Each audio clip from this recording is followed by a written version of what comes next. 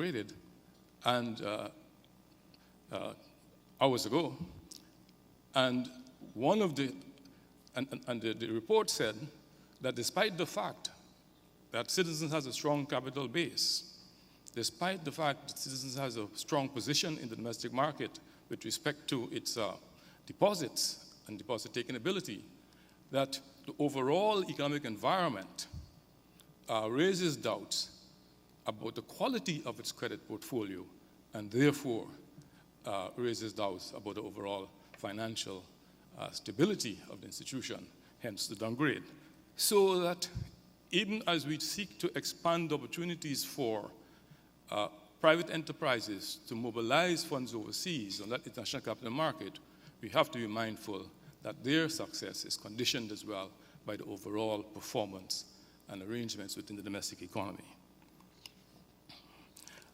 That being said, though, I think that one can improve, that the international community can seek to help improve the prospects for successful bond issues by international support, especially in relation to sovereign bonds, for bond indemnity and bond guarantee schemes, which would improve the creditworthiness. And that has been tried in some cases. I remember the CDB doing something of the sort with respect to St. Kitts Nevis.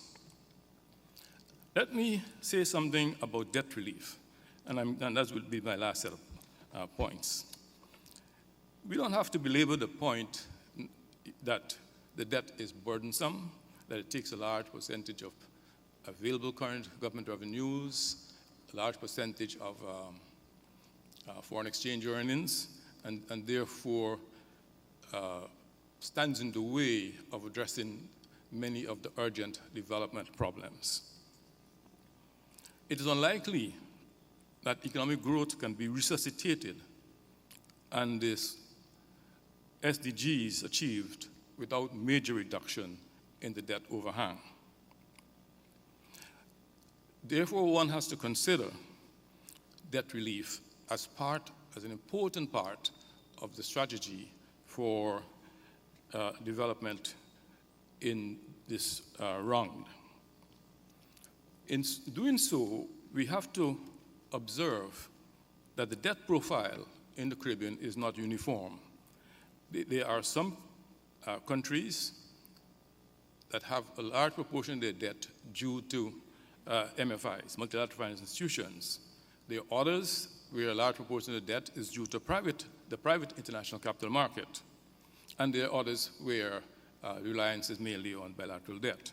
So we have to structure a debt relief arrangement which takes account of this variety in situations within the region. In doing so, we must recognize, too, that multilateral creditors have policies which generally exclude debt write-off on principle, and therefore think in terms of schemes which put the emphasis on waivers or reductions in interest payments which fall within the existing scope of action of the multilateral finance institutions. For bilateral and commercial creditors, debt renegotiations could include both reductions in interest as well as reductions in principal payments. Generally speaking, though, debt relief could be tied to agreed capital budget expenditures or be part of a general budgetary support. You can do either of those things, whichever is more palatable to the parties involved, engaged in debt renegotiations. But there's no denying the importance of seeking to address what is perhaps one of the biggest problems in public finances in the Caribbean at this point in time.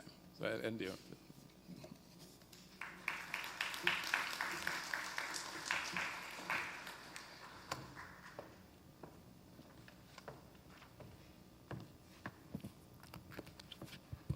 Rapid fire things. Thank you very much, Professor Bourne, for your comments.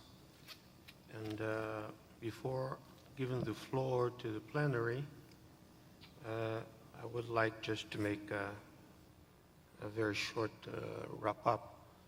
And, well, we received here many very concrete suggestions I would start with the suggestion that Professor Bourne was addressing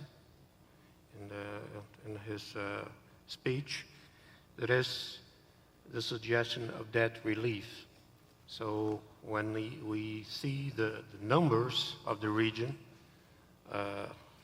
most of the countries of the region, we can see that the debt is really very important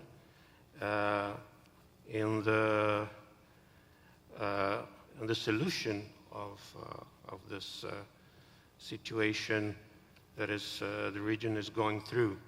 So debt relief is first. Second, the suggestion of the governor about mobilizing diaspora resources through a diaspora bond. This is very interesting, very concrete, and also to find ways to mobilize the resources of the remittances of the diaspora. So this is another one. We also had the suggestion to review the tax burden of the region. We know that is considered low. We did a seminar recently in March and ECLAC. 16 countries of the region are going through tax reforms and fiscal reforms. So this concern to mobilize domestic resources are very present in the countries of the region.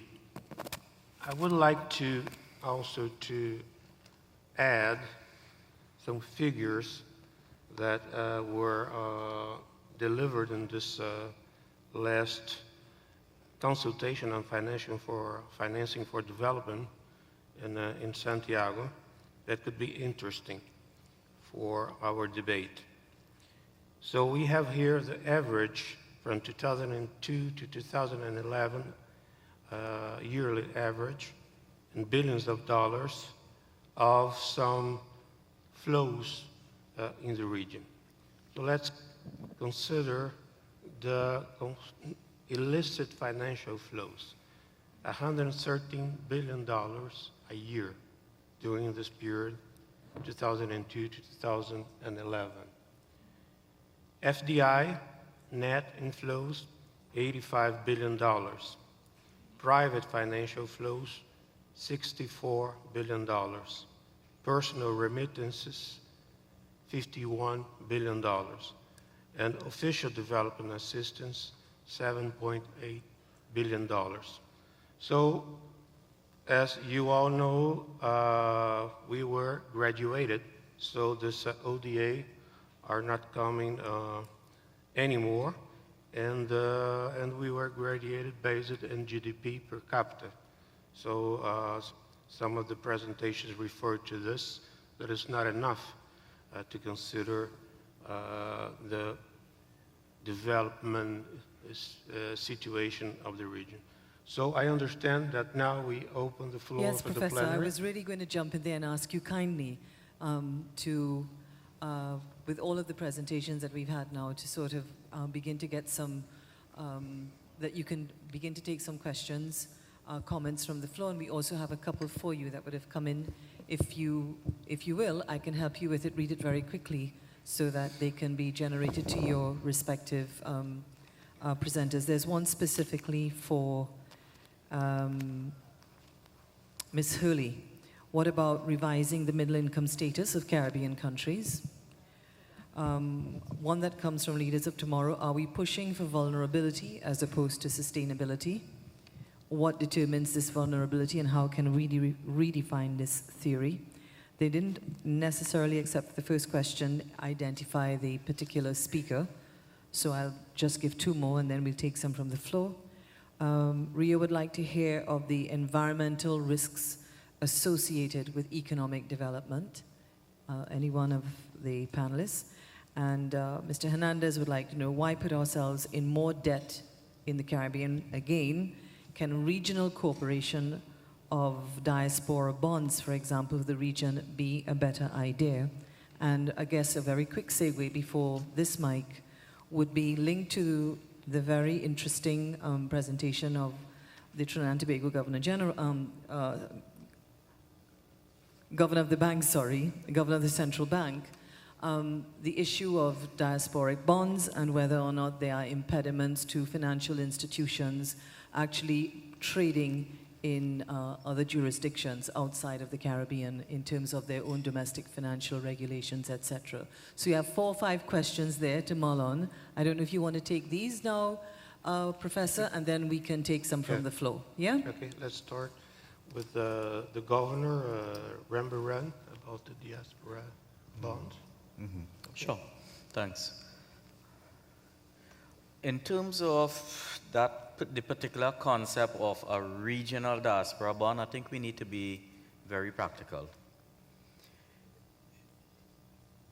While we've showed you the size of the market in relation to the Caribbean, issuing those bonds can't really be done in the context of the region as a whole. So you have to have one country that's a first mover. And that's a country that typically would have maybe an extremely strong credit rating, a very good idea about where its diaspora is located, what's the size of the diaspora, what's the income level, what's the savings, and the relationship in terms of what is the extent of financing it might be able to tap into initially with its diaspora. So there's a lot of homework that has to be done. But those are not insurmountable steps.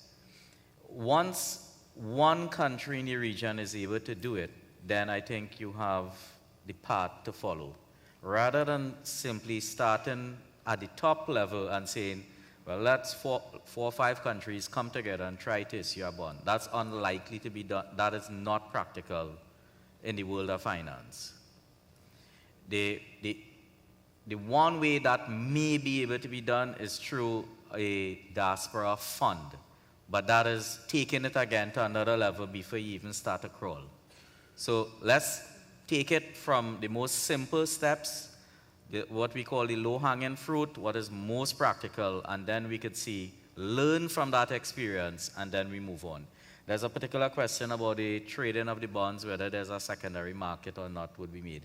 Most of these bonds will typically be held to maturity.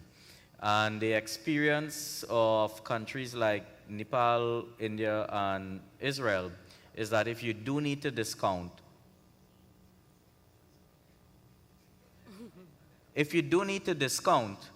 then you simply bring it back to the central bank and it will be discounted. But there's no sense of a secondary market for these bonds. Remember, this is a new instrument that's been developed. You're unlikely to find a secondary market taking place at the same time that you're creating a primary market. So again, we need to be very realistic about what is possible and what is not. Thank you very much, Governor. I'll give the floor now for Ms. Hurley, please. Thank you, Moderator. I'm not sure if I captured the question on middle-income status very well, but what I think I would say on sort of middle-income categorization is that income per capita really doesn't tell you very much.